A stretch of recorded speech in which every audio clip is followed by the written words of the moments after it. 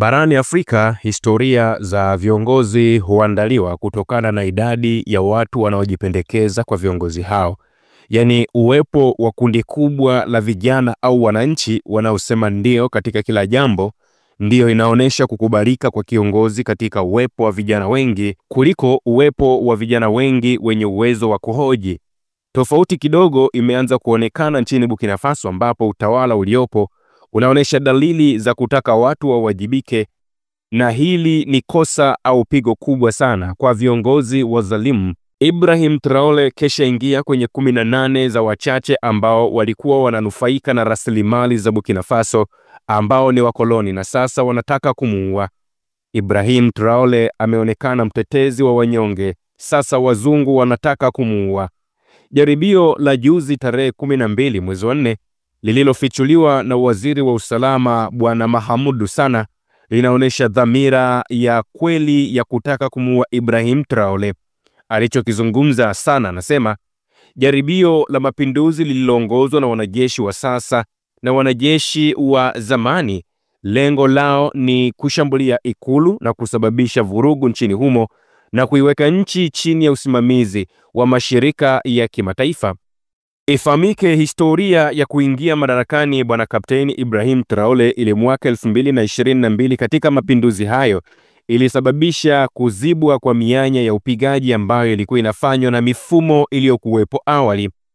Sasa bwana Ibrahim Traore baada ya majaribio kufeli aliitisha kikao cha dharura na idara za ulinzi na alitoa hotuba ambayo ilikuwa inalenga kuwakumbusha raia wa Afrika pamoja na dunia kwa ujumla juu ya namna nchi za kimagharibi ambavyo zinawaona viongozi wa Afrika, lakini pia zinavyotuona sisi kama wa Afrika. Hotuba hiyo aliyoitoa bwana Kapteni Ibrahim Traore alikutana na viongozi mbalimbali ambao viongozi hawa ni wale ambao wanasimama katika mstari wa mbele kuhakikisha wanalilinda taifa hilo la Burkina Faso, na hasa alikutana na vile vikosi vya kijeshi vya FDS pamoja na VDP, ambapo huko aliwaeleza ukweli juu ya yale ambayo yanaendelea. Kapteni alianza kwa kuzungumza, nchi yetu imekuwa katika kipindi kirefu cha utawala mgumu wenye vikwazo. Miongoni mwenu ambao ni vijana kama mimi tulizaliwa katika mfumo huo, lakini hicho sio tu kitu ambacho tutakiruhusu kitokee tena katika taifa letu, kwa sababu katika hali kama hii huwa kuna mambo mawili tu: aidha kama tunakubaliana kupambana au tuendelee kuwa watumwa milele. Anasema siku moja niliwahi kuwaambia kuwa wale ambao ni watumwa katika fikra na akili zao ambazo kazi yao kubwa ni kutumikia mabwana zao, na wale watu ambao wanajaribu kila wakati kutudhibiti, ni lazima tushauriane wote kwa pamoja namna gani ya kusurvive, kwa sababu kila kitu kinaweza kunyonywa na maadui wa taifa kujaribu kukuvunjeni mioyo pamoja na kuwakatisha tamaa kwamba hamwezi. Sasa tunatakiwa kushauriana kwamba hatutakiwi kuwa katika mifumo hiyo ambayo inatengenezwa na hao watu wa magharibi.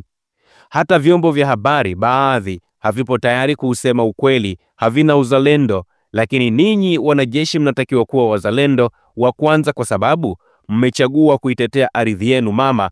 Hakuna kitu bora zaidi ya hicho ambacho mmekichagua. Wale wanaotaka kukusapoti waache wakusapoti, na wale ambao hawataki kukusapoti waache, usihangaike nao. Na wale wanaotaka kukukatisha tamaa unatakiwa kuziba masikio yako na kuacha kuwasikiliza, na wewe kazi yako ni kusonga mbele tu. Na wale wanaotaka kukukatisha tamaa tu lazima tuwaambie tutapambana nao hapa hapa. Ni lazima tukumbuke jambo na tukumbushane wote. Hivi karibuni kumekuwa na kitu kinaitwa NGOs, yani mashirika yasiyokuwa ya kiserikali, na kiukweli hata sio mashirika yasiyokuwa ya kiserikali, kwa sababu NGO inasimama badala ya non-governmental organization. Hayawezi kuwa mashirika yasiyo ya kiserikali kwa sababu yanafadhiliwa na bajeti ya shirikisho na mataifa ya kinyonyaji. Haya mashirika yamejitokeza na kuanza kulalamika kwamba vikosi vyetu vya kijeshi vya FDS na VDP vinafanya matukio ya kikatili, na lengo lao ni kurudisha nyuma mioyo yenu ya kupambana na kuwaogopesha na kuwazuia msipambanie taifa lenu. Hapana, tutapambana na mashirika haya mpaka kieleweke. Kwa sababu watu wanatakiwa kujua jambo. Kinachotokea leo Burkina Faso ni ukweli kwamba wamefanikiwa kuwalaghai baadhi ya watu katika ukanda wetu wa Sahel, lakini hawana aina hizo za silaha za kupambana. Walifanikiwa kulifanya hilo pale Libya peke yake. Anauliza kapteni, nani aliyeharibu Libya? Ni haya mashirika, yani mashirika sawa yaliyoandaa ripoti za uongo na kuwapa wale waliowatuma kuandaa hizo ripoti za uongo, ilionekane Libya hakuna demokrasia na kusababisha maandamano ambayo raia waliingilia kati na kumuua Gaddafi, na hiki ndicho kinachotaka kupandwa katika ukanda wetu huu wa Sahel. Maisha ya mamilioni ya watu waliokatishwa uhai wao kwa sababu ya mashirika haya, ni lazima tupambane na tutafungua kesi kwa mashirika haya kwa sababu yanawajibika kutokana na ripoti za uongo walizozikusanya na kutafuta ushahidi wa kuivamia Libya. Hawana jambo lolote la kutuambia sisi. Angalieni duniani kinachoendelea. Waacheni waende wakaitetee dunia huko na majanga yanayotokea kuliko kuja hapa kutusumbua. Hatutakubaliana nao. Maeneo mengi kuna hali kama ilivyokuwa hapa nchini Burkina Faso. Kuna mataifa ambayo raia wake wanachukuliwa mateka na wanauawa, wengine wanajaribu kukimbia nchi zao lakini wanaishia kuuawa. Hawazungumzii kuhusu haki za binadamu kwa sababu watu hao wanaona wengi kama binadamu wa ziada tu. Wanatuona sisi kama watumwa, na hiki ndicho kipo katika akili zao. Hawajawahi kubadili mitazamo na fikra zao kuhusu sisi. Sasa hilo ni jukumu letu kuwaonesha kwamba sisi sio watumwa tena na kamwe hatutakubali kutumikishwa tena. Msikubali kudanganywa na stori hizo. Mnatakiwa kusimama wima katika mapigano yenu. Tunajua kile ambacho tunakifanya. Hata sasa kamanda wa kikosi cha VTP ameniambia kuna semina za watu viongozi mbalimbali, ambazo hizi ni semina za watu wa haki za binadamu ambao wanataka kuwafundisha viongozi wa taifa hili, ili tutalishughulikia nalo.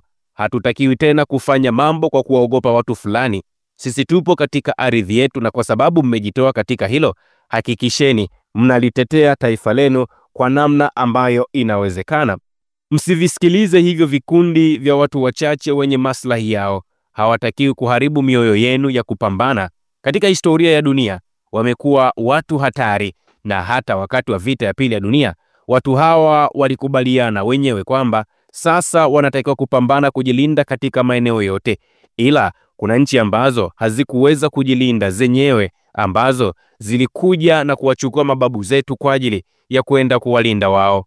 Eti leo nchi hizo zinataka kutupa somo la namna gani ya kujilinda. Sasa wamekutana na ngome nyeusi. Hapa ninyi ni zaidi ya wale wazee wetu ambao walikwenda kuwalinda wengine ambao walikomboa dunia katika utawala wa Kinazi. Leo mnapambania ardhi yenu, halafu vinatokea vikundi vya watu binafsi vinawakatisha tamaa. Kamwe msikubali hata kidogo. Endeleeni kuilinda nchi yenu, na hilo ndilo litawafanya mpendwe na wananchi wenu. Ni dhahabu, ni madini yetu yanayowafanya watupende. Sasa tutapigana, tutailinda ardhi yetu kwa sababu utajiri huu ni wa kwetu sisi, sio wa watu wengine, na utawanufaisha watu wa hapa Burkina Faso pamoja na vizazi vinavyokuja. Niko hapa kuwatia moyo. Kumbuka kwamba vita hii inalenga kutuondoa sisi katika utumwa na kutufanya tuwe huru kamili, na mnatakiwa kuifanya kazi hii kwa mapenzi makubwa na kuwa imara. Msiwape nafasi ya kutugawa, hasa hivyo vikundi vidogo vinavyotaka kutugawa kwa kisingizio cha haki za binadamu. Narudia tena, hakuna mtu atatusaidia kutoka nje. Wamekuja na sheria zao zinazolenga kututawala sisi. Pambaneni, songeni mbele, fanyeni kila kitu ambacho mnaweza ili kuhakikisha mnailinda taifa lenu. Hii ilikuwa ni hotuba ya Kapteni Ibrahim Traore ambayo alizungumza mara baada ya kutaka kufanyika yale mapinduzi ambayo yalifanywa tarehe 12 ya mwezi wa 4 mwaka 2025. Sasa Kapteni Ibrahim Traore anachojaribu kuwaambia walimwengu ni kwamba dunia inahitaji kuongozwa na watu ambao wanaye mapenzi ya dhati katika taifa lao, na si dunia kuongozwa na watu ambao wana maslahi mapana ya matumbo yao pamoja na familia zao. Hapa leo Kapteni Ibrahim Traore kuna jambo moja ambalo amenifungua akili. Ni kwamba kumekuwa na taasisi mbalimbali NGOs ambazo zinaitwa labda ni taasisi zinazofanya tathmini au zinakusanya takwimu ya hali ya ulemavu, sijui hali ya ugumu wa maisha, hali ya haki za binadamu pamoja na mambo mengine. Kumbe hizo taasisi au hizo NGO zinakuja kwa ajili ya kukusanya taarifa ambazo wanakuwa wametumwa ili ionekane mataifa fulani hayawezi kutawalika kama ambavyo iliwahi kufanyika kule nchini Libya kwa Kanali Muammar Gaddafi. Anasema hivi, Waafrika ni lazima wasimame, waamke wao wenyewe na kujua kwamba wale ambao tuliwasaidia kupambania mataifa yao leo watatueleza nini kuhusu sisi kujipambania. Ni lazima tujipambanie sisi wenyewe. Hakuna mtu anayeweza kuja kutupambania, kwa sababu hao wanachokipenda, wanapenda tu rasilimali tulizokuwa nazo, na hizo ndizo zinatufanya tuwe na ugomvi nao miaka nenda rudi. Usisahau kusubscribe, like na kubonyeza alama ya kengele. Asante.